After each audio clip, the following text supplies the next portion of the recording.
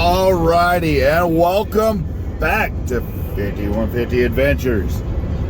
This video is going to be a little short and sweet. Nothing too much going on. We did end up having to tear that semi back apart on the, well, we took the center shaft out of the front differential because it sheared the gears off. So we got that, or not the gears, but the splines off the shaft. So we got that going. We got the fiberglass guy working on the fiberglass. I'll get you some video of that once I get to the yard. The other thing is I drove out of town for 2 days. I went down to a small town called Springfield, Colorado. Drove from Pueblo to down there and then back down there. Got loaded, come back.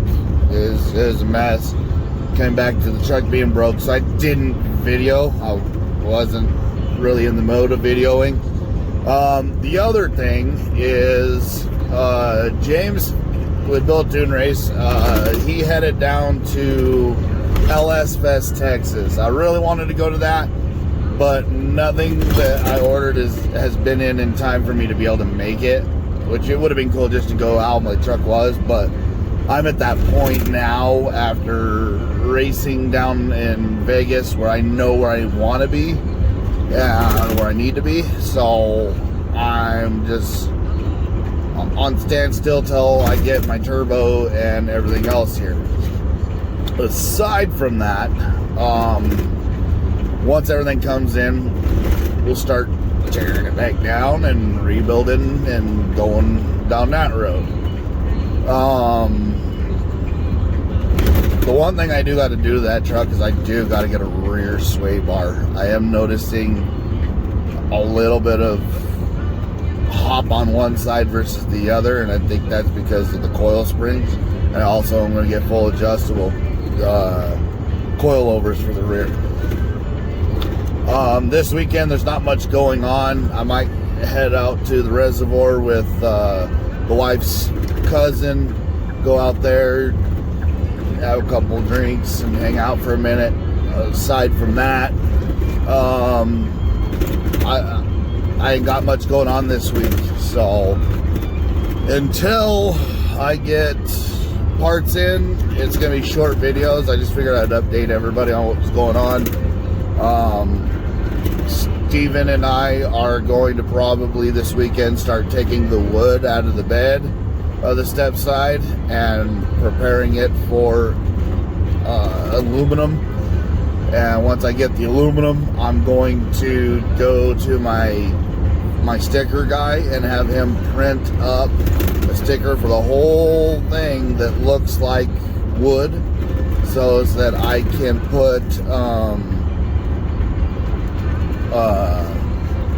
the wood bed back in it, essentially, without having to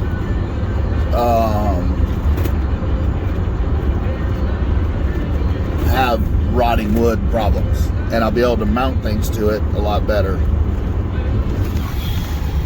So I'm gonna dismiss that. Sorry, my phone was going crazy. So with that, me and Steven are gonna start working on that. I got to go get my stickers at some point today so I can sticker the truck up a little bit. The only ones we're waiting on now is the ones from my sponsors. Those should be done middle of next week. I've been meaning to swing by and get these stickers, but with everything going on, it's been kind of hectic, and I really haven't had the chance between work and then helping James at the racetrack and at the dyno and everything like that. We're just kind of doing what we can do to get what things we can do done, and it is what it is. So I'm hoping James has a good time down there at LS Fest, but I'm going to get to the yard, show you guys what we've done on this Chuck 94, and then I'm going to get hooked up and get ready to go drive for another job today. All right, so we got the fiberglass coming on. fixing all that up. And the through shaft I'm talking about is the shaft that puts power from the front here to the back. And the shaft actually goes right into this little like crevice here, into here. So we got that taken care of. It was misdiagnosed by somebody else who thought it was the rear diff. So we took the whole rear diff apart just to find out it was up there. No big deal. Got it fixed. Now we're waiting for a little bit warmer weather so we can finish the back side of the fender and then grind it all down, sand it down, body work it, and then repaint it. You guys by this point probably saw the blue Peterbilt in my background so that I could do an inframe on it. The guy wants standard inframe, kinda. We're gonna mess with the pump a little bit because it does smoke at idle, but he said he got it hot. And when said truck got hot, it started smoking at idle on first fire up until it got warmed up. Yeah, so he's worried about the head being warped. With that, we're also going to put a 5-row radiator. This came stock with a 3-row, so we're getting 2 more rows.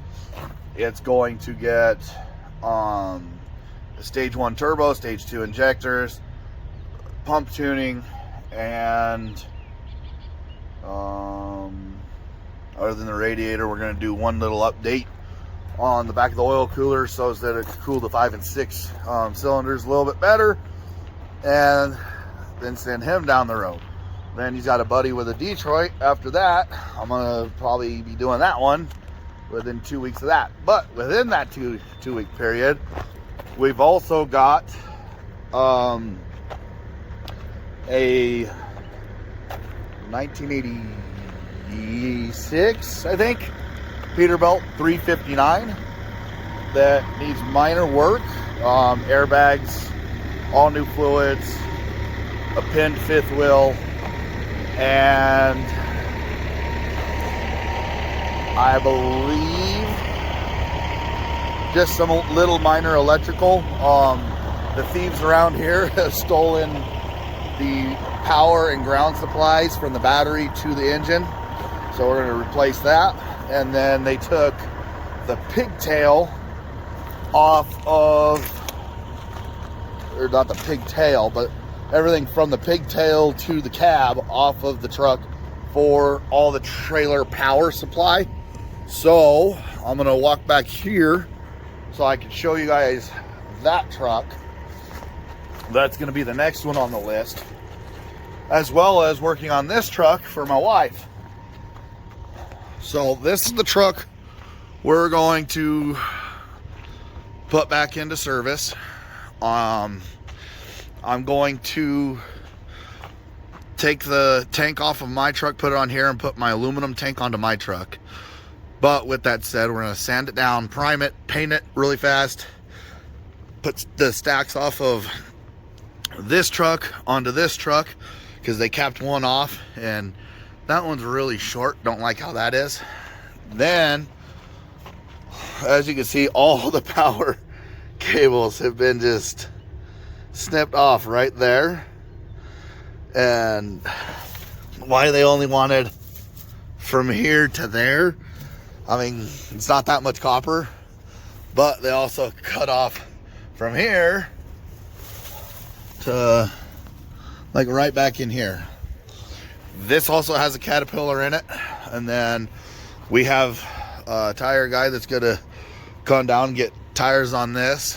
When I paint this, I'm gonna probably paint these rims really nicely. If not, I might have some aluminum outers for it that I might put on it. I'm not sure.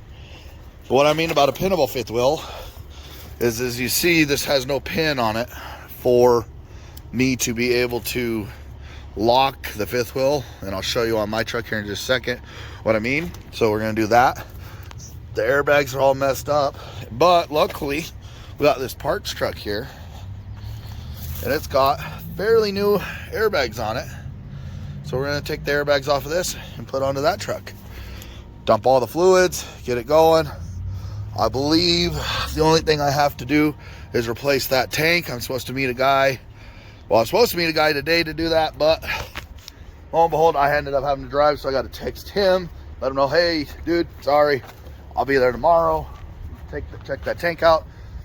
If it's something I can use, I'll put it on, because with that being crushed like that, not really liking it.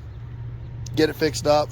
The other thing I'm going to do is probably replace this line, because it is really dry rotted. Grease everything up and send her down the road and get her making us money. Then we'll go on to the next one. If I can't build a pinnable fifth wheel for that, I might just take the one off of this truck, which the wife's going to wring my neck if I do that, because this is her baby. But sometimes you got to sacrifice personal things for the better cause. And sometimes that cause just is more important.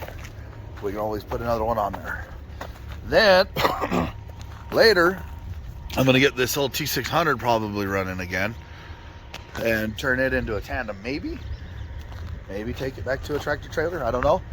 But we got enough work that it's justifiable for us to start getting things rolled up and going. I do have a fuel tank over here I need to look at, if you can see it, before I go buy that one. But regardless, having fuel tanks in this industry, spare ones, are a must, especially with getting in and out of certain places, especially with a truck like mine. Like, I don't have any other truck here really other than a tandem that could justify this. But if you look at the distance between the ground and this fuel tank, and then look at the distance between the ground and this fuel tank, and they're totally different.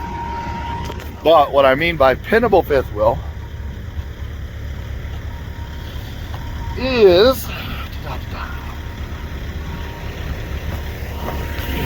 this right here.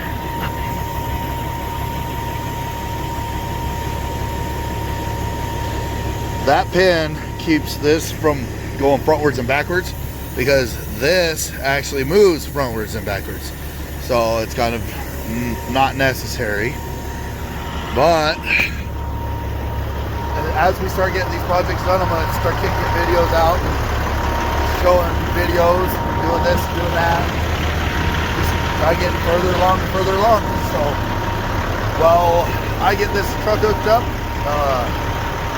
you guys just have a good one. I'm going to end the video here, actually, because I got to get running for the day and I'm already a little bit behind. So you guys have a good one, and please like, subscribe, share.